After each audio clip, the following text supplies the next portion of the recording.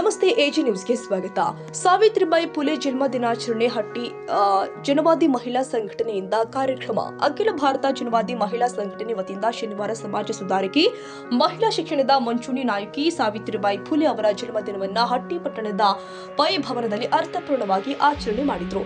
ಕಾರ್ಯಕ್ರಮದ ಅಧ್ಯಕ್ಷತೆಯನ್ನು ಅಖಿಲ ಭಾರತ ಜನವಾದಿ ಮಹಿಳಾ ಸಂಘಟನೆಯ ತಾಲೂಕು ಉಪಾಧ್ಯಕ್ಷೆ ಶಾಂತಕ್ಕೆ ಅವರು ಮಾತನಾಡಿ, ಸಾವಿತ್ರಿಬಾಯಿ ಫುಲೆ ಅವರು ದೇಶದ ಮೊದಲ ಮಹಿಳಾ ಶಿಕ್ಷಕಿಯಾಗಿದ್ದು ಹೆಣ್ಣು ಮಕ್ಕಳ ಶಿಕ್ಷಣಕ್ಕಾಗಿ ಹಾಗೂ ಜಾತಿ ಲಿಂಗ ಆಧಾರಿತ ಅಸಮಾನತೆಯ ವಿರುದ್ಧ ಧೈರ್ಯವಾಗಿ ಹೋರಾಡಿದ ಮಹಾನ್ ಚಿಂತಕಿ. ಅವರ ಆದರ್ಶಗಳು ಇಂದಿನ ಸಮಾಜಕ್ಕೆ ದಿಕ್ಕು ತೋರಿಸುತ್ತೆ ಎಂದಿದ್ದಾರೆ. ಕಾರ್ಯಕ್ರಮದಲ್ಲಿ ಮಾತನಾಡಿದ ರಜಿಯಾ, ಇಂದಿನ ದಿನದಲ್ಲಿ ಮಹಿಳೆಯರ ಮೇಲಿನ ದೌರ್ಜನ್ಯ, ಅಸಮಾನತೆ ಹಾಗೂ ಅನ್ಯಾಯಗಳ ವಿರುದ್ಧ ಸಂಘಟಿತ ಹೋರಾಟ ನಡೆಸಬೇಕಾದ ಅಗತ್ಯವಿದೆ ಎಂದಿದ್ದಾರೆ. ಕೆಲವೊಂದು ಕಟ್ಟುಪಾಡುಗಳನ್ನು ಬದಿಗಿಟ್ಟು ತಮ್ಮ ಹೋರಾಟದ ಮೊದಲ ಸಂಗತಿ ಅಂದ್ರೆ ಸಾವಿತ್ರಿಬಾಯಿ ಫುಲೆ ಅವರದು.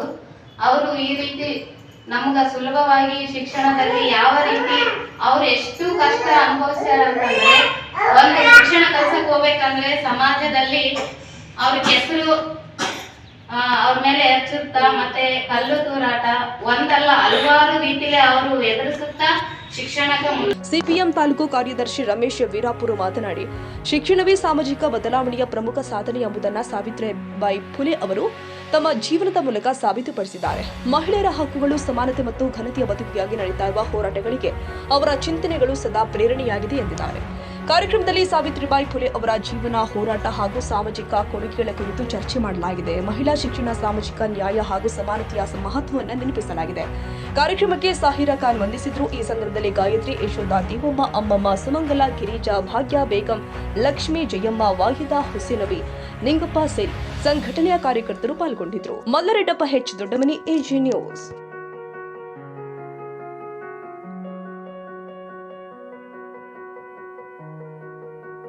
ಕನ್ನಡಿಗರ ಮೆಚ್ಚಿನ ನಿಮ್ಮ ಎಜೆ 24/7 ನ್ಯೂಸ್ ಕನ್ನಡ ವಾಹಿನಿ ಇದೀಗ ಟಿವಿಯಲ್ಲಿ ಲಭ್ಯ. ವೇಳೆ ನೋಟಿಸ್ ಕೊಟ್ಟಿದ್ರೆ ವಾಪಸ್ ತಗೋತೀವಿ. ಇವತ್ತು ವಕ್ಫ್ ಪ್ರಾಪರ್ಟಿ ಅಂತೇಳಿ ಬರ್ತದೆ ಅಂತ ಹೇಳಿದ್ರೆ ರೈತರ ಬೀದಿಗೆ ಬಂದು ಏನ್ ಮಾಡ್ಬೇಕಾಗತ್ತೆ? ಯಾರು ವೋಟ್ ಹಾಕಲಿಲ್ಲ ಅಂದ್ರೆ ಗ್ಯಾರಂಟಿನೆಲ್ಲ ಸ್ಟಾಪ್ ಮಾಡ್ಬಿಡ್ತೀವಿ.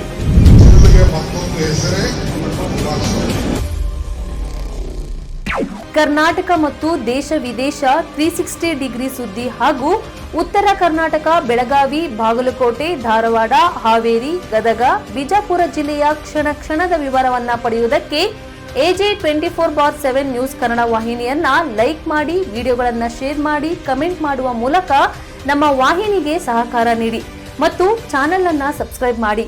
ಧನ್ಯವಾದಗಳು.